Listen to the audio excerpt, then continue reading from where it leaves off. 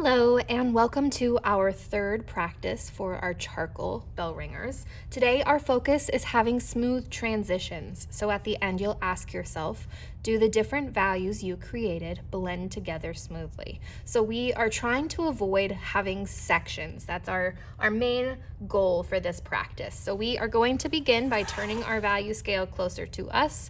We're going to make the outlines on the side, divide it in half. Now remember, for charcoal, we want fewer sections. So now we're going to divide each of these halves into 3 even sections. So we're just going to place 2 lines and then we'll turn it back. We're going to number it. So 0, 1, 2, 3, 4, and 5. Now we are going to spin this back so that the value scale is closest to us, and we are filling in value number 5, and we are going to go through these first steps a little bit quicker today because with charcoal, one of the main things you need to know is that the first layer is not the last layer. You have to continue building your layers with charcoal. So once you lay down that first layer of charcoal, you are not done. Now, because I've laid out all of this black in my last value, my darkest value, I need to blow away the dust to make sure that it's actually filled in. Now, once I have done that, I can see that I have some spots that are left over. So I am just going back in and filling in those tiny little spots up against the edge. Now, I am going to hop down to value number 4, and I'm just pressing a little bit lighter. And then remember that our lightest value is going to be for value number 3. So I'm going to just barely touch that with my charcoal pencil, and that's the lightest I can color is with value number 3. So we should have our darkest, our medium, and then our lightest that we can color. Now we're going to switch to our blending stumps, and we're going to begin by cleaning it off by twisting it around. Now you should try to get this fairly clean before every step. Now we are going to start with our lightest value, and I'm just going to start blending upwards and helping this to have a nice smooth transition. And I am just pausing and not going all the way into that darkest section because I want to make sure that I don't steal that value. That is very common. So we want to avoid that. Now we are going to go on our lightest section of our value scale. So we want to clean our blending stump off again. And I'm just going to take some of that value from value 3 and bring that down to create value 2. And then for value 1, I'm just barely dusting the paper at all with this blending stump. Now I am going to go back through. That's our first layer. Now we need to pause and think to ourselves, okay, that was the first layer. Now we're coming in for our second layer. So I'm going to come in with my charcoal pencil again, and I'm filling any gaps that I might see and trying to help even out my value scale. I'm not going to use my charcoal pencil past value 3. Now I'm going to clean my blending stump off, and I'm going back up into my value scale for my second pass. We need those 2 layers to make this work well. Charcoal is not just one layered material. Now we are slowly bringing that charcoal out and helping to avoid any patches. So that means that there's not like spots or chunks that look a little bit lighter than the surrounding areas. So once we've got that smooth, we're going to turn our paper back. We're going to give ourselves the border for the outermost edge coming straight down from the bottom and from the side. That's going to tell us where our highlight goes. So we're going to add this small highlight underneath.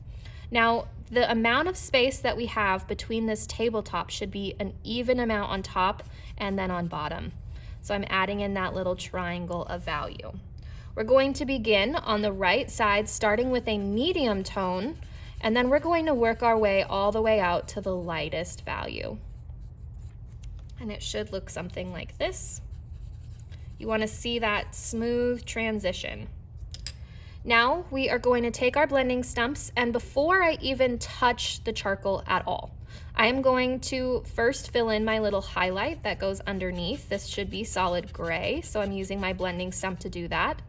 I'm gonna clean it off because this part needs to be extra light. And I'm going to look at my reference photo and decide where does the lightest value come in. And I'm making a little eyeball or football shape just right at that edge.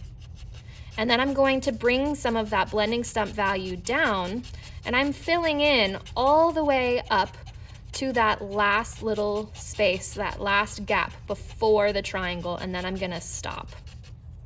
So take a look up at the board.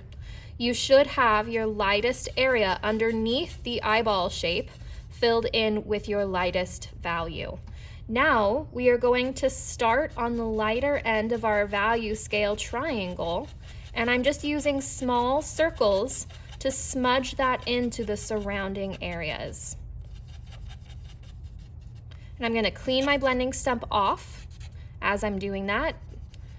Now I'm working my way towards our darkest value in our sphere. I'm gonna clean my blending stump off. And we're just adding our first layer right now. So what we're going to do next is come in with our charcoal pencil again and add just another light little layer of this darkest triangle, because what happens with charcoal is that you usually steal your darkest values and they get relocated elsewhere. So we need to always come back in and give it back to the sphere. You need to return it. You've stolen it. So we can continue building that layer. As you blend, it always steals it. So sometimes it's not just like a 2-layer, it's more of a 3 to 4 layer. So you've really got to take your time with charcoal building back in those darker values. Now we are going to skip to our background, and I'm going to turn my paper so that I'm giving myself my border on the right side of the line because I'm right-handed, the left side of the line if you are left-handed, but you should turn your paper so that you can see when the pencil is actually touching. So we are giving ourselves that border all the way around. And remember, it should not be with solid black. We're just using a little bit lighter pressure than what we would need for solid black. And then we're going to use small circles to fill in that space. So we're using just the smallest circles. We want to avoid lines here because we don't want to have gaps that we have to fill later. All right, once we've got our background filled, we are hopping to our shadow. I'm gonna turn my paper so I can fill this in on the right side of the line. We're stretching our shadow out, and that whole triangle should be solid black, so you're filling that in. And we want to bring that shadow all the way underneath the sphere, so make sure that you don't forget that step. Now we're going to stretch the shadow out all the way to the other side of that rectangle. We are getting lighter as we stretch it out farther and farther. Now we are going to come in with our blending stump. Blow away your dust so you don't start with too much. I am going to begin with turning my paper and giving myself a blending stump border. Now, a lot of students skip this step because they've already done the border with the charcoal pencil, but that does not allow for you to be as neat as you should be to reach the level I'm expecting with this.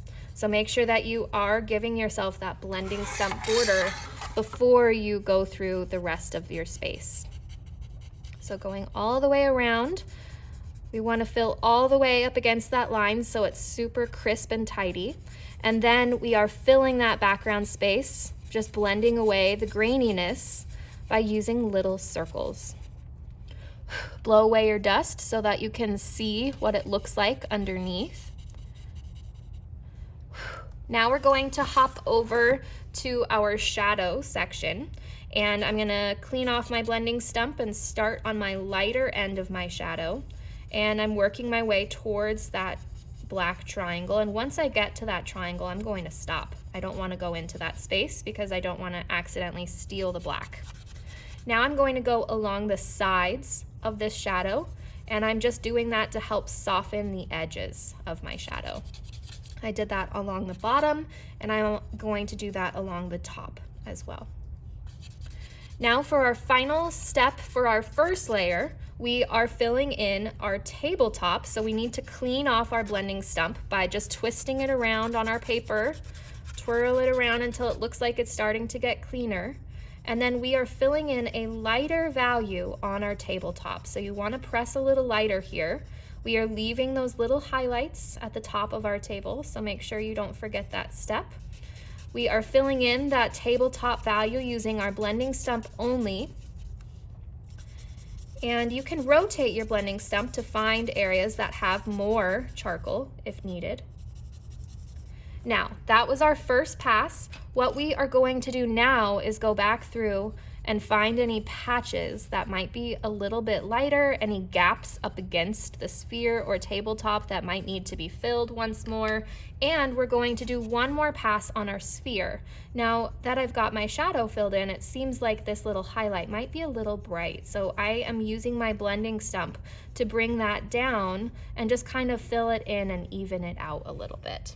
So we are working on our second pass. I want you all to be working on your second pass, and you are working on perfecting. So we're just looking through our sphere, we're looking through our tabletop to see if there are any areas that we can continue building these layers for.